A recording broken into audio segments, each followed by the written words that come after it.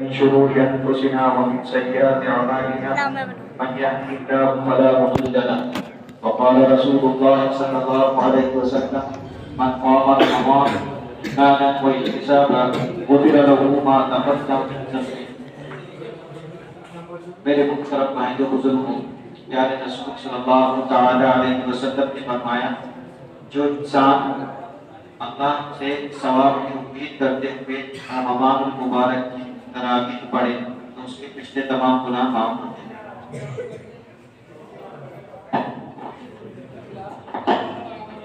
تراویح کے اندر دو سنتیں، ایک سنت تو قرآن کریم کا تراویح کے اندر سننا ہے، دوسری سنت چاند دیکھ کر تراویح شروع کرنا اور چاند دیکھ کر مکمل کرنا۔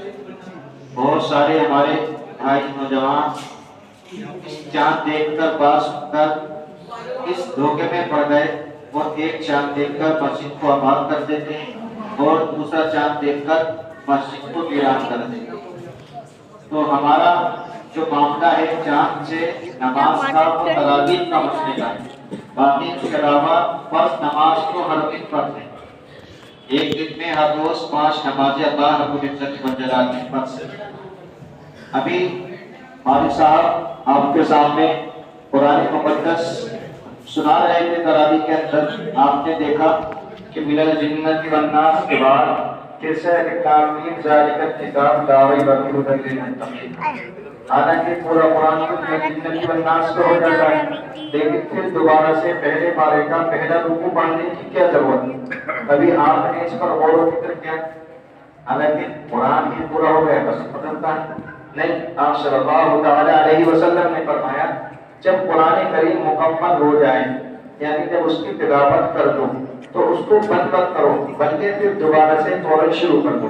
اس سنت پر عمل کرتے ہوئے قرآن کریم کا پہلا رکوع دوبارہ پڑھو۔ اس بات سے ہمیں کیا بیسک ملتا ہے، کیا پیغام ملتا ہے؟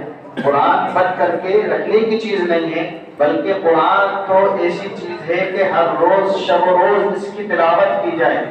قرآن کا پڑھنا عبادت، قرآن کا سننا عبادت، قرآن کا چھونا عبادت، قرآن کا دیکھنا عبادت، قرآن والوں کی محبت کی نگاہ سے دیکھنا عبادت۔ بزرگان نے لکھا ہے، حدیث کے اندر بھی آتا ہے کہ آپ صلی اللہ علیہ وسلم نے فرمایا اللہ جس کے سینے کو قرآن کے لیے منتخب فرما دے تو اللہ رب العزت اس کے ساتھ ضرور کوئی بھلائی اور خیر کا ارادہ چاہتا ہے۔ تو اس لیے آپ صلی اللہ علیہ وسلم نے فرمایا ویران ہے وہ سینہ جس کے سینے کے اندر، جس کے دل کے اندر قرآن مقدس کی جو ہے حفاظت نہ ہو، یعنی قرآن کریم ہر مسلمان کے دل کے اندر ہونا چاہیے۔ صحابہ کا تو یہ معمول تھا جتنا قرآن اترتا اتنا یاد کر دیا کرو، صحابہ میں اکثر حفاظ کرام، لیکن ہمارے یہاں اس کا اپوزٹ کہ ہمارے یہاں اکثر لوگ ایسے ہیں جو قرآن نہیں پڑھے، ایک بڑی عمر ہو گئی لیکن قرآن پڑھنے کا ذوق بھی نہیں، شوق بھی نہیں، بس ان کے پاس ایک عذر ہے کہ ہم نے پڑھا نہیں۔ حالانکہ یہ کوئی عذر نہیں، ہم نے اب سے پہلے کمایا نہیں، ہم نے اب سے پہلے کوئی کام نہیں سیکھا، لیکن اب سیکھ رہے ہیں کیونکہ ضرورت ہے۔ قرآن تو ہماری شب و روز کی ضرورت ہے، قدم قدم تک کی ضرورت ہے، لیکن ہم قرآن کو فراموش کر دیتے، قرآن کو ہم کیا کر دیتے؟ فراموش کر دیتے، بھلا دیتے۔ حالانکہ حدیث پاک کے اندر آتا ہے آپ صلی اللہ علیہ وسلم نے فرمایا جو بندہ مومن قرآن کی تلاوت کرتا ہے اور اس کو بکثرت پڑھتا ہے تو کل قیامت کے دن یہ قرآن اس کی شفاعت کرے گا اور اللہ پاک اس کی شفاعت کو قبول فرمائے گا۔ اور حدیث کے اندر آتا ہے کہ جب قرآن کی تلاوت کرنے والے کا انتقال ہوتا ہے تو قرآن ایک حسین نوجوان کی شکل کے اندر قبر کے اندر آتا ہے اور اپنے پڑھنے والے کی حفاظت کرتا ہے۔ اگر عذاب بیل کی طرف سے آتا ہے تو قرآن کہتا ہے کہ تجھے یہاں آنے کی ضرورت نہیں، اس لیے کہ یہ میری تلاوت کیا کرتا تھا۔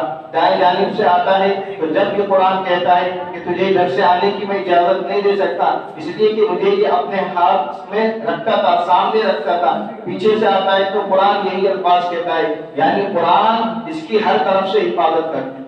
اور قرآن کے بارے میں اللہ فرماتا ہے ھدی وشفاء ورحمۃ للمؤمنین، قرآن کریم صرف ثواب کی یا احصال ثواب کی چیز نہیں ہے، بلکہ قرآن تو شفاعت کے لیے ہے، قرآن تو ہدایت کے لیے ہے، قرآن تو ہماری رہبری کے لیے ہے۔ اگر کوئی چیز سامنے رکھ کر زندگی گزارنے کی ہے تو وہ قرآن مقدس، کہ قرآن ایک قوانین کتاب ہے، قرآن کے اندر اسلامی قوانین بیان کیے گئے ہیں، قرآن کریم کے اندر بتایا گیا ہے کہ ایک مسلمان کی آنکھ کیا دیکھتی ہے، قرآن کے اندر بتایا گیا ہے کہ ایک مسلمان کا کان کیا سنتا ہے، قرآن کے اندر بتایا گیا کہ ایک مسلمان کا سینہ کیسا ہوتا ہے، قرآن کے اندر بتایا گیا ہے کہ ایک مسلمان کی تجارت کیسی ہوتی ہے، قرآن کے اندر بتایا گیا ہے کہ ایک مومن کی میرج لائف کیسی ہوتی ہے، قرآن کے اندر تمام زندگی کے احوال کو بیان کیا گیا۔ اللہ فرماتا ہے یہ قرآن ہم نے اتارا ہے تاکہ تم نصیحت حاصل کرو اور اپنی زندگی کو قرآن کے مطابق بناؤ۔ تو میرے محترم بھائیو بزرگو دوستو، قرآن دنیا کی وہ واحد کتاب ہے جس کی ذمہ داری اللہ نے دی۔ اب سے پہلی جتنی قومیں آئیں اور جتنی بھی آسمانی کتابیں آئیں ان سب کو اللہ رب العزت والجلال نے رمضان المبارک کے اندر اتارا۔ اس قرآن کو بھی رمضان کے اندر اتارا، لیکن اس کی حفاظت کی ذمہ داری اللہ نے خود لی ہے۔ پہلی کتابوں کے اندر یہود و نصارہ نے جو ہے ترتیب کو بدل دیا، کہیں الفاظ کو بدل دیا، اس کے اندر جو ہے خلط مت کر دیا، لیکن اللہ نے فرمایا انا نحن نزلنا الذکر وانا له لحافظون، قرآن کریم کو ہم اتارنے والے ہیں اور ہم ہی اس کے محافظ ہیں۔ تو قرآن کریم کا پڑھنا اللہ نے آسان فرمایا۔ اللہ فرماتا ہے وَلَقَدْ يَسَّرْنَا الْقُرْآنَ لِلذِّكْرِ فَهَلْ مِن مُدَّكِرٍ، یقیناً ہم نے قرآن کریم کو یاد کرنے والوں کے لیے آسان کر دیا۔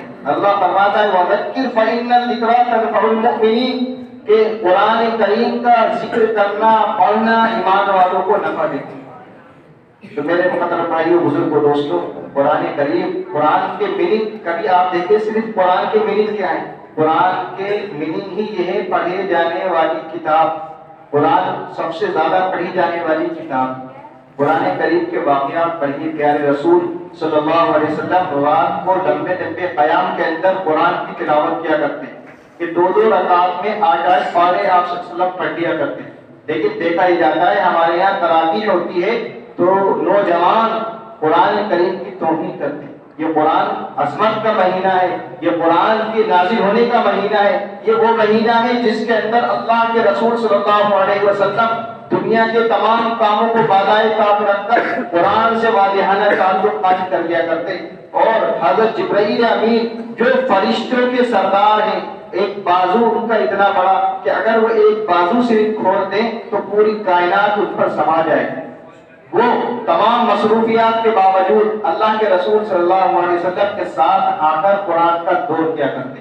کبھی حضرت جبرائیل علیہ السلام قرآن سناتے تو کبھی اللہ کے رسول صلی اللہ علیہ وسلم سنتے، اور کبھی آپ صلی اللہ علیہ وسلم قرآن سناتے تو حضرت جبرائیل علیہ السلام سنتے۔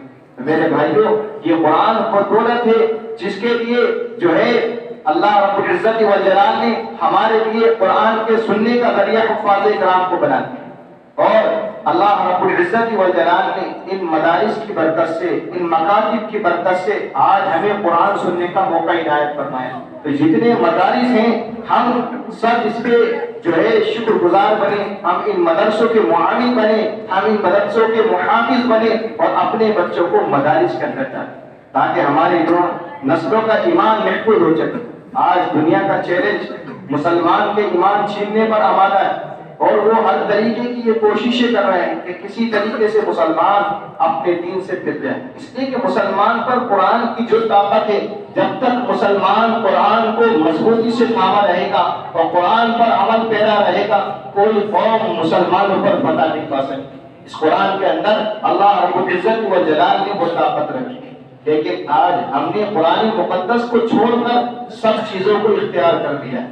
تو اس لیے آج ہم قرآن سنتے ہیں لیکن کبھی اس کے معنی پر غور و فکر نہیں کرتے، حالانکہ قرآن اللہ رب العزت والجلال نے سمجھنے کے لیے اتارا ہے۔ ہم انگلش سمجھ کر خوش ہوتے ہیں، دوسری دیگر لینگویج سمجھ کر خوش ہوتے ہیں کہ ہمیں انگریزی آ گئی، ہمیں فلاں زبان آ گئی، ہم سے یہ آ گیا، لیکن ہم قرآن سیکھ کر نہ تو خوش ہوتے ہیں نہ قرآن کو حاصل کرنے کی کوشش کرتے ہیں۔ حالانکہ حدیث پاک کے اندر آتا ہے، آپ صلی اللہ علیہ وسلم نے فرمایا کل قیامت کے دن اللہ رب العزت والجلال قرآن پڑھنے والے سے کہے گا قرآن پڑھتا جا اور جنت کے درجات پر چڑھتا جا، تیرا آخری مقام وہی ہوگا جہاں تو قرآن پڑھتے پڑھتے رک جائے، ورنہ تیرا کوئی مقام جو ہے رکنے والا نہیں ہے، تو جنت کے آخری درجات بالا درجات پر پہنچ جائے۔ تو میرے بھائیوں یہ قرآن ایسی چیز ہے، اور قرآن کتنی نیکیوں کی چیز ہے۔ جب بندہ الف لام میم کہتا ہے تو الف ایک حرف ہے، لام ایک حرف ہے، میم ایک حرف ہے۔ اس الف لام میم کہنے پر 30 نیکیاں ملتی ہیں نماز سے باہر۔ اگر نماز کے اندر الف لام میم پڑھا جائے تو 300 نیکیاں ملتی ہیں، اور رمضان کے مہینے میں ایک نیکی کو 70 سے بدل دیا جاتا ہے۔ تو آپ بتائیے کہ الف لام میم کہنے پر کتنی نیکیاں مل گئی؟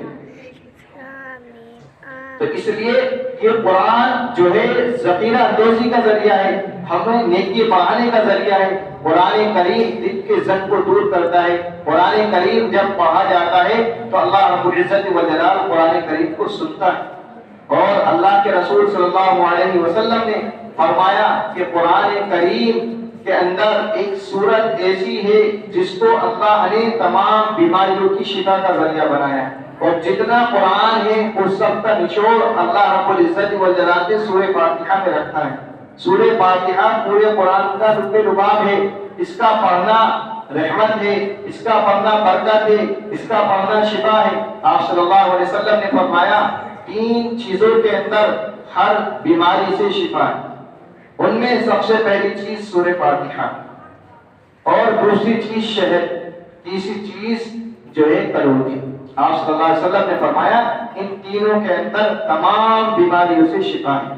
تو قرآن شفا کے لیے بھی ہے، رحمت کے لیے بھی ہے، ہدایت کے لیے بھی ہے۔ قرآن کریم کو جب پڑھیں گے تو ساری دنیا کی ٹیکنیک پیچھے رہ جائے گی۔ اللہ رب العزت والجلال نے فرمایا کہ ہم نے زمین اور آسمان کو بنایا، اور پہلے آسمان پر کیا ہے، دوسرے پر کیا ہے، تیسرے پر کیا ہے، یعنی جو بیت اللہ شریف ہے جسے ہم خانہ کعبہ کہتے ہیں، بیت اللہ کہتے ہیں، ٹھیک اسی کی سیٹ میں 7ویں آسمان پر ایک بیت المعمور ہے جس کا فرشتے طواف کرتے ہیں۔ قرآن نے اور حدیث نے کہاں کی بات بتائی؟ 7ویں آسمان سے اوپر کی، اور وہ فرشتہ جو ایک مرتبہ اس کا طواف کر لیتا ہے پوری زندگی اس کا نمبر نہیں آتا۔ اللہ کے اتنے فرشتے ہیں، اور اسی طریقے سے اللہ رب العزت والجلال نے قرآن کے اندر تمام چیزوں کی خبر دی۔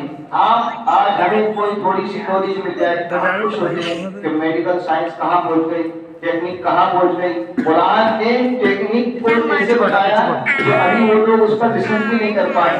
اللہ کے رسول صلی اللہ علیہ وسلم کی تعلیمات سے ہمیں تعلق پیدا کرنا ہے۔ آج میرے بھائی بزرگوں دوستوں، دیکھا یہ جا رہا ہے کہ مسلمان خواہشات کی زندگی گزار رہا ہے، قرآن کو فراموش کر کے زندگی گزار رہا ہے۔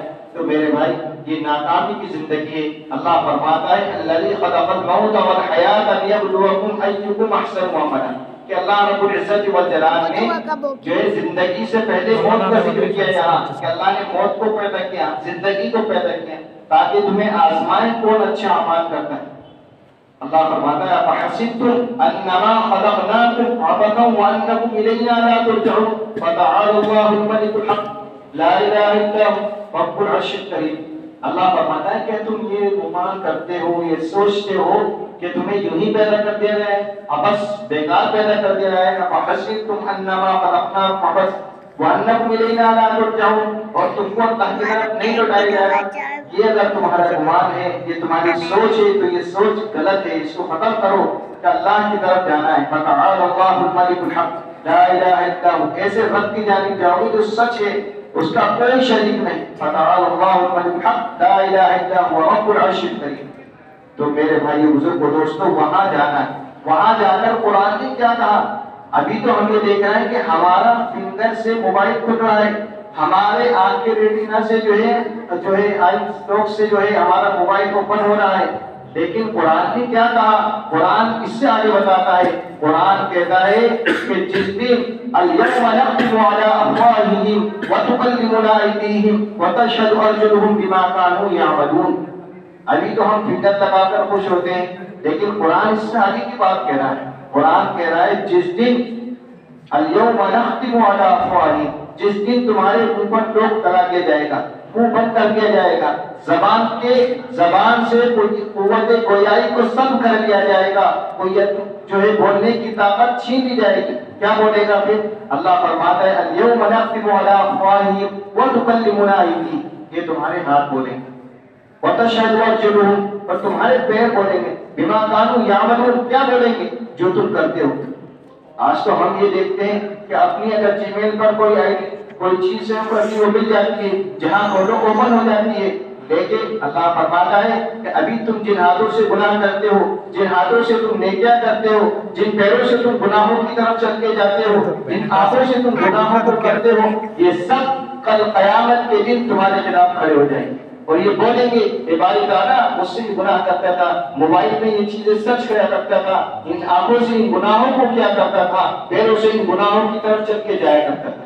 آج بندہ موبائل کو لے کر تنہائی میں ایئر فون لگا کر یہ سوچتا ہے میں ہوں اور میرا فون ہے، کوئی نہیں دیکھ رہا۔ میرے بھائیوں، اللہ فرماتا ہے کہ اللہ تمہاری شہرت سے زیادہ قریب ہے، اللہ تمہاری شہرت یہ ہے، یعنی اللہ فرماتا ہے میں تمہارے اس سے بھی زیادہ قریب ہوں۔ جو ہمارے دل کے اندر فیلنگ آتی ہے، سوچ آتی ہے، ابھی وہ الفاظ بھی نہیں بنتے ہیں، وہ کسی سے اظہار بھی نہیں ہوتا ہے، جو دل کے اندر امنگ جاری ہے، اللہ فرماتا ہے ان اللہ علیم بذات الصدور، ان اللہ یعلم ما یصنعون، اللہ وہ جانتا ہے کہ تم سب کچھ کر رہے ہو، اللہ کسی چیز سے غافل نہیں۔ اللہ فرماتا ہے اللہ لا الہ الا هو الحی القیوم لا تأخذه سنة ولا نوم، اللہ وہ ذات ہے جس کو نہ اونگ نہ نیند، لا تأخذه سنة ولا نوم، کہ آدمی سو جاتا ہے باخبر ہو جاتا ہے، بے خبر ہو جاتا ہے، آدمی کو اونگ آتی ہے بے خبر ہو جاتا ہے، جی لیکن اللہ کیا فرمایا لا تأخذه سنة ولا نوم له ما في السماوات وما في الأرض، اس کی بادشاہ زمین میں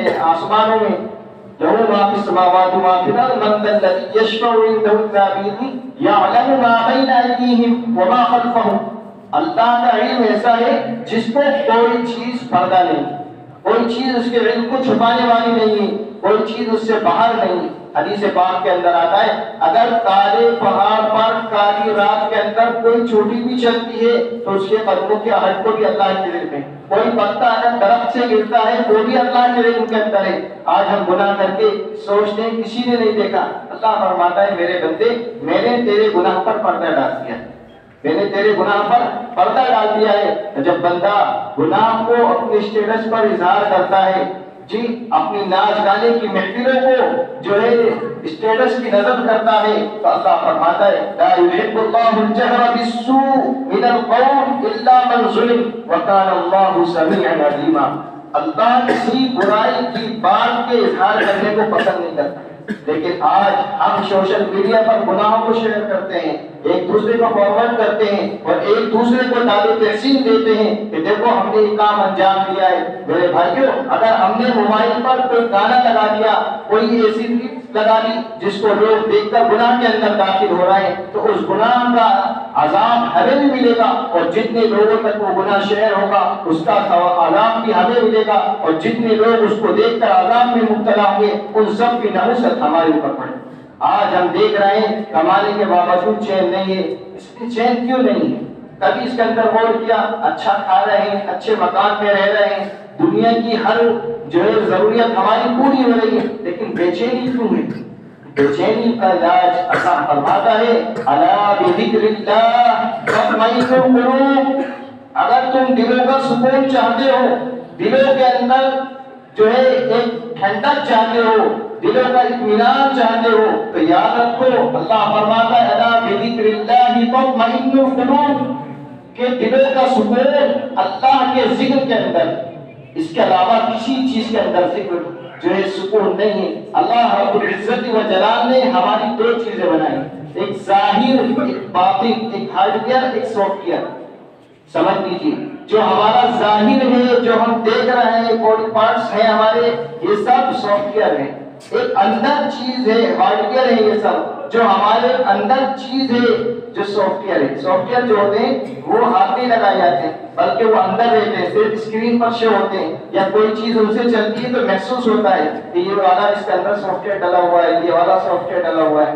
اسی طریقے سے اللہ رب العزت و جلال نے انسان کے اندر دو چیزیں بنائی ہیں، ایک ہارڈ ویئر ایک سافٹ ویئر۔ ہارڈ ویئر تو ہم چھو لیتے ہیں، دیکھ لیتے ہیں، چینج ہو جاتا ہے، لیکن جو ہمارے اندر سافٹ ویئر ہے اس کی غذا ہے، اس کو کیا چاہیے؟ ڈاٹا چاہیے، اس کے لیے نیٹ چاہیے چلانے کے لیے۔ تو اسی طریقے سے ہمارے جسم کو چلانے کے لیے کیا چاہیے؟ روح چاہیے۔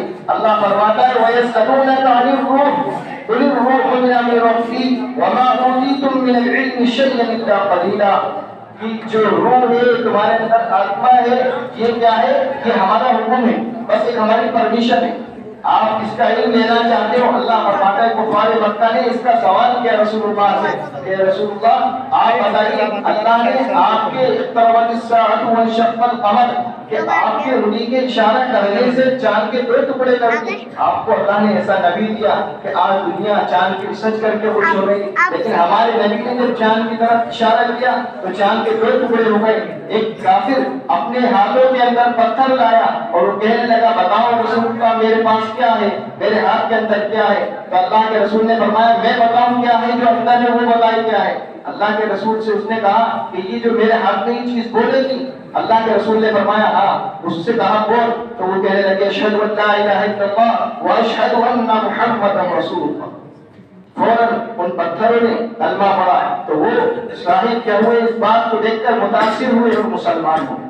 اسی طریقے سے ایک بدھو کو پھینکنے جا رہا ہے کوڑی کے اندر، اللہ کے رسول صلی اللہ علیہ وسلم نے روکا اور اس کو دعوت کی اسلام کی، کہا کہ تم مسلمان ہو جاؤ، اللہ کو مان لو اور مجھے رسول مان لو اور میری پیروی کرو، تم کامیاب ہو جاؤ گے۔ اس آدمی نے اس جو ہے عرب کے بدھو نے کہا کہ اس بات پر جو تم پیش کر رہے ہو کون گواہ ہے؟ اللہ کے رسول نے فرمایا یہ جو تمہارے ہاتھ کے اندر ہے یہ گواہ ہے۔ ارے یہ تو مر گئی، یہ کیسے بولے گی؟ اللہ کے رسول نے ہوا کہ جس نے اس کو زندگی دی تھی وہی پھر دوبارہ زندگی دے گا۔ چنانچہ وہ کہہ رہی ہے اشہد ان لا الہ الا اللہ واشہد انک محمد رسول اللہ۔ دیکھیں اللہ کے رسول کی شہادت پتھروں نے دی، جگہوں نے دی، اور اللہ کے رسول صلی اللہ علیہ وسلم کے جو ہے رسول ہونے کی ایک ایک چیز نے شہادت دی، لیکن اس رسول کی سیرت کو ہم نے فراموش کر دیا ہے، بھلا دیا ہے۔ اللہ کے رسول صلی اللہ علیہ وسلم نے فرمایا کہ جو روح ہے اس کا سکون اللہ نے اپنے قرآن کے اندر رکھا ہے، قرآن کے اندر رکھا ہے۔ اگر ہم بے چین ہیں، ہماری زندگی کے اندر سکون نظر نہیں آتا ہے، ہمارے اندر اضطراب ہے اور ہم یہ چاہتے ہیں کہ ہمیں دلی سکون مل جائے، دلی اطمینان مل جائے، تو میرے بھائیو قرآن کے علاوہ، دین کے علاوہ کوئی راستہ نہیں ہے جہاں آپ کو سکون مل سکے۔ اس لیے کہ قرآن اللہ فرماتے ہیں الا بذکر اللہ تطمئن القلوب، کہ دلوں کا سکون اللہ نے اپنے ذکر کے اندر رکھا ہے۔ اس لیے میرے بھائیو نیت کرو، ارادہ کرو کہ انشاءاللہ ہم سب قرآن کریم کو پڑھیں گے، قرآن کریم کو ہر روز تلاوت کریں گے۔ جو نہیں پڑھے ہوئے ہیں وہ قرآن کو پڑھنے کی فکر کریں، اور جنہوں نے پڑھ لیا ہے وہ عہد کریں کہ انشاءاللہ ہم ہر روز قرآن کی تلاوت کریں گے، ہر روز کچھ نہ کچھ قرآن کا حصہ پڑھیں۔ صحابہ کے دور کے اندر قرآن بہت کثرت سے پڑھا کرتے تھے، یہ قرآن کے اندر 7 منزلیں ہیں، تو اکثر صحابہ قرآن کو 7 دن کے اندر مکمل کر لیا کرتے تھے، یعنی صبح و شام ہر وقت تلاوت میں مصروف رہا کرتے تھے۔ جیسا کہ آج کل ہم موبائل میں مصروف رہتے ہیں، پتہ ہی نہیں چلتا پاس سے کون گیا کون گزرا، کچھ پتہ ہی نہیں پڑوس میں کون رہ رہا ہے، جی سامنے کون بیٹھا ہے، آدمی کافی رہتا ہے لیکن وہ موبائل میں مصروف رہتا ہے۔ اسی طریقے سے اس سے زیادہ اللہ کے رسول کے صحابہ قرآن کو پڑھنے کے اندر مصروف رہا کرتے تھے اور قرآن کو کثرت سے پڑھا کرتے تھے، 7 دن کے اندر پڑھ لیا کرتے تھے۔ پھر بعد میں آنے والے لوگوں نے قرآن کے اندر جو ہے کہیں تلاوت کے اندر تو 30 دن کے اندر پڑھنے لگے، تو قرآن کے 30 پارے ہو گئے۔ تو اس اعتبار سے قرآن کے اندر 7 منزلیں ہیں اور 30 پارے ہیں۔ تو ہم اگر 7 دن میں مکمل نہیں کر سکتے، کمزور ایمان والے ہیں، تو 1 پارہ تو کم از کم ہر روز پڑھ سکتے ہیں، اور 1 پارہ پڑھنا کوئی مشکل نہیں ہے۔ دیکھیے ابھی ہم رمضان میں چل رہے ہیں، آج جو ہے 10ویں شب شروع ہو گئی، 11ویں شب، تو اس کے اندر کیا ہے، صبح سے لے کر شام تک ہم بھوکے رہتے ہیں، کس کی محبت میں؟ اللہ کی محبت میں۔ اسی کے ساتھ ساتھ کسی نے 2 قرآن پڑھ کے رکھ دیے، کسی نے 3 پڑھ لیے، کسی نے 5 پڑھ لیے، اور اپنے کام بھی کر رہے ہیں۔ ایسا نہیں ہے کہ وقت پڑھ گیا، بس بندہ جب فکر کرتا ہے، کوشش کرتا ہے، تو اللہ کی مدد ساتھ ہو جاتی ہے۔ اللہ فرماتا ہے والذین جاہدوا فینا لنہدینہم سبلنا ان اللہ لمع المحسنین، جو لوگ کوشش کرتے ہیں اللہ ان کے لیے راستوں کو ہموار کر دیتا ہے۔ آج لوگ سوچتے ہیں کہ ہم دین پر کیسے چلیں، ہم دین پر چلیں گے تو روزی کیسے ملے گی؟ یہ آج مسلمانوں کے عقائد بن گئے ہیں، حالانکہ اللہ فرماتا ہے وَمَن يَتَّقِ اللَّهَ يَجْعَل لَّهُ مَخْرَجًا وَيَرْزُقْهُ مِنْ حَيْثُ لَا يَحْتَسِبُ وَمَن يَتَوَكَّلْ عَلَى اللَّهِ فَهُوَ حَسْبُهُ۔ اللہ فرماتا ہے جو تقوی اختیار کرے گا، نیکی اختیار کرے گا، اللہ اس کے لیے راستے کو ہموار کر دے گا، اس کے لیے راستے نکال دے گا۔ وَمَن يَتَّقِ اللَّهَ يَجْعَل لَّهُ مَخْرَجًا وَيَرْزُقْهُ مِنْ حَيْثُ لَا يَحْتَسِبُ، اور اللہ رزق ایسی جگہ سے دے گا جہاں سے اس کو گمان بھی نہیں ہوگا، انسان سوچے گا بھی نہیں، لیکن اچانک اس کے یہاں کسٹمر آ گیا، اس کو جانتا بھی نہیں، وہ سامان لے کر چلا گیا۔ یہ کسٹمر بھیجنے والا کون ہے بھائی؟ اللہ رب العزت و جلالہ ہے۔ تو اللہ اس کے لیے راستوں کو نکال دیتا ہے، اور جو پاکیزگی کے ساتھ، جو امانت داری کے ساتھ تجارت کرتے ہیں، کل قیامت کے دن ان کا بھی اجر ہے۔ اللہ فرماتا ہے کہ جو لوگ نیکی کے ساتھ تجارت کرتے ہیں، کل قیامت کے دن وہ انبیاء اور شہداء کے ساتھ ہوں۔ تو ایمان والے کا ہر عمل عبادت ہے، بشرطے کہ پیارے رسول صلی اللہ علیہ وسلم کے طریقے کے مطابق ہماری ہر زندگی کا ہر ایک عمل اللہ کے رسول کے مشابہ ہو۔ جتنی ہماری زندگی پیارے نبی کے طریقوں پر ہوگی، کل قیامت کے دن اتنے ہی ہم کامیاب ہوں گے، اس لیے کہ وہاں جو بدلہ ملنا ہے وہ اعمال کا بدلہ ملے گا۔ ہم جو کر کے جائیں گے وہ پائیں گے۔ جس طریقے سے کیمرے سے جو چیز کھینچیں گے آپ، وہی آپ کی گیلری میں جاتا ہے، اسی طریقے سے جو عمل کریں گے وہ آپ کی قبر میں پہنچ رہا ہے، آپ کے نامے اعمال میں پہنچ رہا ہے۔ ایسا نہیں ہے آپ بدکاری کی زندگی گزاریں، بددینی کی زندگی گزاریں اور پھر سوچیں کہ موت ولیوں کی ہو جائے، یہ مشکل ہے، ناممکن ہے، ایک شیطانی حربہ ہے۔ اللہ کے رسول صلی اللہ علیہ وسلم نے فرمایا من قال عمره حسنت عمله، میری امت کا بہترین انسان وہ ہے جس کی عمر لمبی ہو اور وہ نیک عمل زیادہ کرے، اور بد کردار اور بد نصیب انسان وہ ہے جس کی عمر لمبی ہو اور وہ گناہ زیادہ کرے۔ تو اس لیے یہ عمر اللہ کی طرف سے ایک انعام ہے۔ حدیث پاک کے اندر آتا ہے اللہ کے رسول صلی اللہ علیہ وسلم نے فرمایا لا تزول قدم ابن آدم یوم القیامہ عن عمره فيما أفناه وعن شبابه فيما أبقاه وعن ماله من أين اكتسب وماذا عمل فيما علم۔ 5 سوال کے بارے میں اللہ کے رسول نے فرمایا قبر کے اندر 3 سوال اور حشر کے اندر 5 سوال، یہ 8 سوال ہر ایک سے ہوتے ہیں۔ قبر کے اندر پہلا سوال ہوگا من ربک، اگر دین کے مطابق زندگی گزاری ہوگی تو کیا کہیں گے ربی اللہ، میرے رب اللہ۔ جس طریقے سے ہم موبائل سے کوئی فون لگاتے اور 2 نمبر ڈالتے وہ اوپر شو ہو جاتا ہے، کیسے ہو جاتا ہے کہ کچھ کتا ہے، اس کو ہم نے یوز کیا تو وہ فوراً کیا ہوا شو ہونے لگا۔ اسی طریقے سے جب زندگی کے اندر دین ہوگا، فرشتہ آ کر کہیں گے من ربک، ہماری زبان سے کیا ہوگا ربی اللہ۔ ہماری جنت کی زبان کون سی ہوگی؟ عربی ہوگی۔ اللہ کی زبان کون سی ہے؟ عربی۔ قرآن کی زبان کون سی ہے؟ عربی۔ نبی کی زبان کون سی ہے؟ عربی۔ لیکن آج تک ہم نے ایک ورڈ بولنا نہیں سیکھا بھی، انگلش کا ایک ورڈ بول کر ہم اپنے آپ کو بہت بڑا محسوس کرتے ہیں، ہمارے اندر ایروگینس آ جاتا ہے کہ ہم بہت قابل ہو گئے، اور قرآن رات دن نماز میں پڑھ رہے ہیں، رات دن جو ہے سن رہے ہیں، حی علی الصلاۃ حی علی الفلاح سن رہے ہیں، لیکن ہم نے اس کے معنی کو جاننے کی زحمت بھی گوارا نہیں۔ تو اس لیے پیارے رسول نے فرمایا دوسرا سوال ہوگا ما دینک، تیرا دین کیا ہے؟ اگر دین کے مطابق ہم نے زندگی گزاری ہوگی تو ہم کہیں گے کہ ہمارا دین کیا ہے؟ دین ہے اسلام، ہمارا دین اسلام ہے۔